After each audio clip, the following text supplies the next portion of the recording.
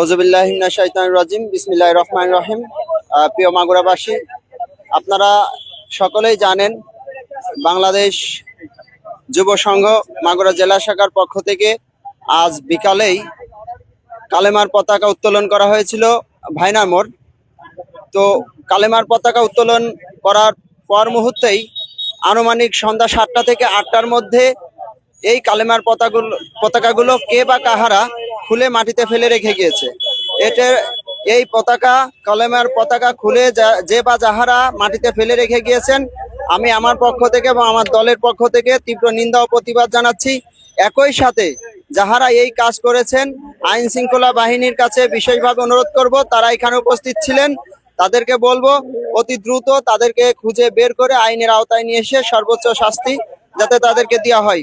পাশাপাশি আজকে আমরা এখান থেকে কর্মসূচি ঘোষণা করছি, আগামীকাল সকাল 10টায় পুরো মাগুরা জেলাতে আমরা 1000 কলেমার পতাকা বিভিন্ন জায়গায় উত্তোলন করব। এই কর্মসূচিতে ধর্মপ্রাণ মুসলমান ভাই ও বোনেদেরকে শরীক হওয়ার জন্য বিশেষভাবে অনুরোধ জানাচ্ছি। আগামীকাল সকাল 10টায় সকলেই নিজ নিজ দায়িত্বে ভাইনার মোড়ে এসে উপস্থিত হবেন। ধন্যবাদ সবাই।